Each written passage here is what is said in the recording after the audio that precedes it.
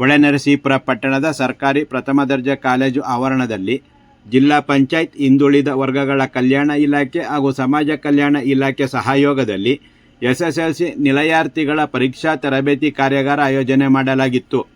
ಶಿಕ್ಷಣ ಕ್ಷೇತ್ರದಲ್ಲಿ ಸರ್ಕಾರ ರೂಪಿಸಿರುವ ಯೋಜನೆಗಳು ಹಾಗೂ ಕಲಿಕಾ ಪೂರಕ ವ್ಯವಸ್ಥೆಯಿಂದಾಗಿ ವಿದ್ಯಾರ್ಥಿಗಳಿಗೆ ಭವಿಷ್ಯ ರೂಪಿಸಿಕೊಳ್ಳಲು ಉತ್ತಮ ಅವಕಾಶಗಳು ಇದ್ದು, ಅವರುಗಳು ದೊರೆತ ಸದಾವಕಾಶವನ್ನು ಸದುಪಯೋಗ ಪಡಿಸಿಕೊಂಡು ಪೋಷಕರು ಕಂಡ ಕನಸನ್ನು ಸಾಕಾರಗೊಳಿಸುವ ನಿಟ್ಟಿನಲ್ಲಿ ಕಲಿಕೆಯ ಕಾರ್ಯಸೂಚಿ ರೂಪಿಸಿಕೊಂಡು ಮುನ್ನಡೆಯುವುದು ಅಗತ್ಯವಾಗಿದೆ ಎಂದು ಕ್ಷೇತ್ರ ಶಿಕ್ಷಣಾಧಿಕಾರಿ ಸೋಮಲಿಂಗೇಗೌಡ ಸಲಹೆ ನೀಡಿದರು. ನಂತರ ಮಾತನಾಡಿ, ಸರ್ಕಾರದ ಆದೇಶದಂತೆ ಪರೀಕ್ಷಾ ಪೂರ್ವಕವಾಗಿ F1, F2, F3, F4 ಎಂಬ 4 ಹಂತದ ಪರೀಕ್ಷೆ ನಡೆಸಲಾಗಿದೆ. ಜೊತೆಗೆ ಜಿಲ್ಲೆ, ತಾಲೂಕು ಹಾಗೂ ಶಾಲಾ ಮಟ್ಟದ ಪರೀಕ್ಷಾ ಪೂರ್ವ ಸಿದ್ಧತೆ ಪರೀಕ್ಷೆ ನಡೆಸಲಾಗಿದೆ. ಇಂದಿನ ಸ್ಪರ್ಧಾತ್ಮಕ ಕಾಲಘಟ್ಟದಲ್ಲಿ ಪರೀಕ್ಷೆಯಲ್ಲಿ ಗಳಿಸುವ ಅಂಕ ಹಾಗೂ ಜ್ಞಾನ ಮಹತ್ವದ ಕಾರ್ಯ ನಿರ್ವಹಿಸುವ ಕಾರಣದಿಂದ SSLC ಪರೀಕ್ಷೆ ಶ್ರೇಷ್ಠತೆ ಪಡೆದಿದೆ ಎಂದರು. ವಿದ್ಯಾರ್ಥಿ ನಿಲಯದಲ್ಲಿ ಕಲಿಯುವ ವಿದ್ಯಾರ್ಥಿಗಳು ಅದೃಷ್ಟವಂತರು. ಅವರಿಗೆ ಉತ್ತಮವಾದ ಊಟ, ವಸತಿ ಹಾಗೂ ಕಲಿಕಾ ಪೂರಕ ವಾತಾವರಣದಲ್ಲಿ ಯಾವುದೇ ಒತ್ತಡವಿಲ್ಲದೆ ಕಲಿಯಲು ಅವಕಾಶ ಹೆಚ್ಚಿರುತ್ತೆ. ಆದ್ದರಿಂದ ಸಮಯಕ್ಕೆ ಹೆಚ್ಚಿನ ಆದ್ಯತೆ ನೀಡಿ ಇನ್ನು ಉಳಿದಿರುವ 24 ದಿನದಲ್ಲಿ ಹೆಚ್ಚಿನ ಸಮಯವನ್ನು ಕಲಿಕೆಗೆ ಮೀಸಲಿಟ್ಟು ಓದಲೇಬೇಕಿದೆ. ಕಲಿಯುವಾಗ ಊಟ ಮಾಡಿದರೆ ನಿದ್ದೆ ಬರುತ್ತೆ ಎಂಬ ಭಯದಲ್ಲಿ ಊಟವಿಲ್ಲದೆ ಒತ್ತಡದಲ್ಲಿ ಓದಬೇಡಿ. ಓದುವ ಸಮಯದಲ್ಲಿ ನಿಶ್ಚಿಂತೆಯಿಂದ ಓದಿ, ಚೆನ್ನಾಗಿ ಊಟ ಹಾಗೂ ನಿದ್ದೆ ಮಾಡಿ, ಕಲಿಕೆಯನ್ನು ಒತ್ತಡದಲ್ಲಿ ಮಾಡದೆ ಪ್ರೀತಿಯಿಂದ ಕಲಿತಾಗ ಯಶಸ್ಸು ದೊರೆಯುತ್ತದೆ ಎಂದರು.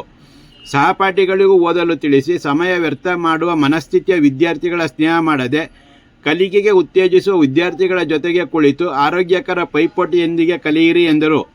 ಪರೀಕ್ಷೆಯಲ್ಲಿ ಫೇಲ್ ಆಗುತ್ತೇನೆ ಎಂದು ಭಯದಲ್ಲಿರುವ ವಿದ್ಯಾರ್ಥಿಗಳು ಪರೀಕ್ಷಾ ಪೂರ್ವಕ ಪ್ರಶ್ನೆ ಪತ್ರಿಕೆಗಳನ್ನು ದಿನನಿತ್ಯ ಸಂಪೂರ್ಣ ಅಭ್ಯಾಸ ಮಾಡಿದರೆ ಪಾಸಾಗಬಹುದು ಎಂದು ಸಲಹೆ ನೀಡಿ, ಮೊಬೈಲ್ನಿಂದ ದೂರ ಇರಿ ಎಂದು ತಿಳಿಸಿ ಸುದೀರ್ಘವಾಗಿ ಸಲಹೆ ಹಾಗೂ ಮಾರ್ಗದರ್ಶನ ನೀಡಿದರು.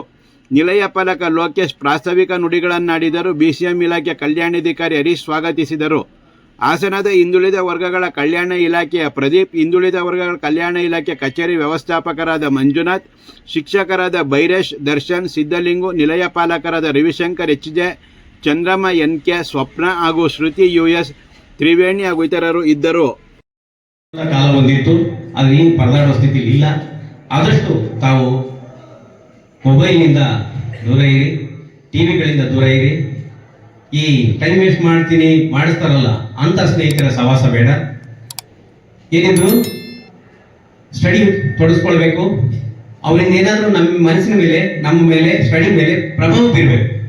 ಹೆಣ್ಮಗು ಆಗಲಿ ಗಂಡು ಮಗು ಆಗಲಿ.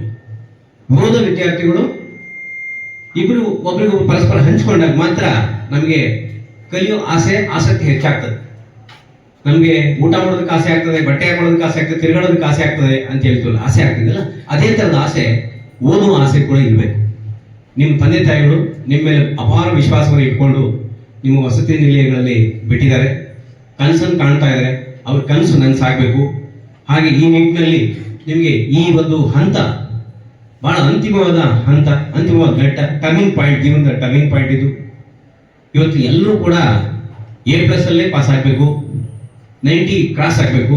625ಕ್ಕೆ 625 ವಸತಿ ನಿಲಯದ ಮಕ್ಕಳೇ ತೆಗೆದುಕೊಳ್ಬೇಕು. ಯಾಕೆಂದ್ರೆ ಎಲ್ಲ ಸವಲತ್ತುಗಳು ಇರುವಂಥದ್ದು ನಿಮಗೆ ಮತ್ತು ಪ್ರತಿಭಾವಂತ ವಿದ್ಯಾರ್ಥಿಗಳು ಇಲ್ಲಿ ಹೇಗೆ ನಮ್ಮ ಮೊರಾರ್ಜಿ ಸ್ಕೂಲ್ ಮಗು ಅಲ್ಲಿ ತಗೊಳ್ತೋ ಹಾಗೆ ನಮ್ಮ ಬ್ಲಾಕ್ನಲ್ಲಿ, ಹಾಸನ ಬ್ಲಾಕ್ನಲ್ಲಿ, ನಮ್ಮ ಜಿಲ್ಲೆನಲ್ಲೇ 625ಕ್ಕೆ 625 ತಗೊಂಡ ಮಕ್ಕಳ ಸಂಖ್ಯೆ ಜಾಸ್ತಿ ಆದರೆ ಗುಣಾತ್ಮಕ ಶಿಕ್ಷಣ, ಗುಣಾತ್ಮಕ ಫಲಿತಾಂಶ ಬರೋದಕ್ಕೆ ಸಾಧ್ಯ ಆಗ್ತದೆ. ಮತ್ತೆ ಇಲ್ಲಿ ಇಲಾಖೆಯಲ್ಲಿ ದುಡಿತಕ್ಕಂಥ, ವಸತಿ ನಿಲಯಗಳಲ್ಲಿ ದುಡಿತಕ್ಕಂಥ ಎಲ್ಲ ಸಿಬ್ಬಂದಿ ಬಂಧುಗಳಿಗೆ ಒಂದು ಕ್ರೆಡಿಟ್ ಸಿಗುತ್ತೆ. ಅದರಲ್ಲಿ ನಿಮ್ಮ ಎಫರ್ಟ್ ತುಂಬ ಇದೆ. ತಾವು ಇನ್ನು ಮುಂದೆ ಸ್ಟಡಿ ಮಾಡೋ ಸಂದರ್ಭದಲ್ಲಿ ಈಗಲೂ ಕೂಡ ಕಾಲ ಮಿಂಚಿಲ್ಲ, ಕೆಲವು ಓದೇ ಇರೋರು ಇದ್ದೀರಿ, ಓದೋ ಮನಸ್ಸೇ ಮಾಡಿಲ್ಲ. ಪಾಸಿಂಗ್ ಪ್ಯಾಕೇಜ್ ಅಂತೇಳಿ ತಾಲೂಕು ಹಂತದಿಂದ ಕೊಟ್ಟಿದ್ದೇವೆ. ಮತ್ತೆ 5 ಮಾದರಿ ಪ್ರಶ್ನೆ ಪತ್ರಿಕೆಗಳನ್ನು ಚೆನ್ನಾಗಿ ಅಭ್ಯಾಸ ಮಾಡಿ ಸಾಕಷ್ಟೇ. ಈಗಲೂ ಕೂಡ ಓದಿ, ಇನ್ನೂ 26 ದಿನ ಇದೆ ಪರೀಕ್ಷೆ. ಸಾವಧಾನದಿಂದ ಕಾಮ ಕೂತ್ಕೊಂಡು ಓದುವ ಅಭ್ಯಾಸ ಮಾಡ್ಕೊಳ್ಳಿ. ನಿಮ್ಮ ಟೀಚರ್ಸ್ ಏನು ಗುರ್ತಾಗಿ ಕೊಡ್ತಾರೋ ಅದನ್ನು ಮಾತ್ರನೇ ಕಲೀರಿ, ಖಂಡಿತ ಪಾಸ್ ಆಗ್ತೀರಿ. ಎಲ್ಲ ಹಾಸ್ಟೆಲ್ಗಳಲ್ಲೂ ಕೂಡ 100ಕ್ಕೆ 100ರಷ್ಟು ಫಲಿತಾಂಶ ಬಂದೇ ಬರ್ತದೆ. ತಾವೆಲ್ಲರೂ ಪ್ರಶ್ನೆ ಪತ್ರಿಕೆ ಓದಲಿಕ್ಕೆ 15 ನಿಮಿಷ ಕೊಟ್ಟಿದ್ದಾರೆ, 15 ನಿಮಿಷ ಓದ್ಕೊಂಡೇ ಮುಂದೆ ಹೋಗಬೇಕು. ಆಮೇಲೆ ಎಲ್ಲರೂ ಕೂಡ ಬರವಣಿಗೆಯಲ್ಲೂ ಕೂಡ ಅಂದವಾದ ಬರವಣಿಗೆಯನ್ನು ಕಾಣಬೇಕು. ಮತ್ತೆ ಮತ್ತೆ ಅಂಕಗಳು ಅಷ್ಟೇ, ಪ್ರಶ್ನೆ ತಕ್ಕಂತೆ ಅಂಕಗಳು ನಿಗದಿಪಡಿಸಿದರೆ ಒಂದು ಅಂಕಕ್ಕೆ 5-6 ವಾಕ್ಯ ಬರೆಯುವ ಅಗತ್ಯ ಇಲ್ಲ. ಸಮಯ ನಿರ್ವಹಣೆ ಕೂಡ ಬಹಳ ಮುಖ್ಯ. ಸಮಯ ನಿರ್ವಹಣೆ ಕಡೆನೂ ಗಮನ ಇರಲಿ. ನೀವು ಕನ್ನಡ, ಇಂಗ್ಲೀಷು, ಹಿಂದಿ ಈಗ ಸುಲಭದಲ್ಲಿ ಓದುವಂಥ ಸಬ್ಜೆಕ್ಟ್ನೇ ಓದೋದಲ್ಲ. ನಮಗೆ ಇಲ್ಲಿ ತನಕ ಯಾವ ಸಬ್ಜೆಕ್ಟ್ನಲ್ಲಿ ನನಗೆ ಕ್ಲಿಷ್ಟ ಆಗ್ತಾ ಇದೆ, ಯಾವುದನ್ನ ಕವರ್ ಮಾಡಿಲ್ಲ ಅಂಥದಕ್ಕೆ ಹೆಚ್ಚು ಸಮಯವನ್ನು ಮೀಸಲಿಟ್ಟು ಅಂಥದನ್ನ ಓದಿದ ನಂತರ ಬರೆದ ನಂತರ ಅದಕ್ಕೆ ಪುನರ್ಮನನ ಮಾಡಿ ಬಿಡುವಿನ ವೇಳೆಯಲ್ಲಿ ಮಾಡ್ತಾ ಹೋದ್ರೆ ನೆನಪಿನ ಶಕ್ತಿ ಜಾಸ್ತಿ ಆಗ್ತದೆ.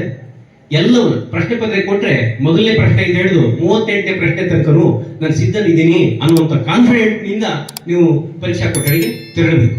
ಅಷ್ಟು ಮಟ್ಟಿಗೆ ಸಿದ್ಧತೆ ಆಗಬೇಕು. ಪರೀಕ್ಷೆ ಭಯ ಬೇಡ, ಉದ್ವೇಗಗೊಳ್ಳೋದು ಬೇಡ, ಆತಂಕ ಪಡೋದು ಬೇಡ. ಮನೆಗಳಲ್ಲಿ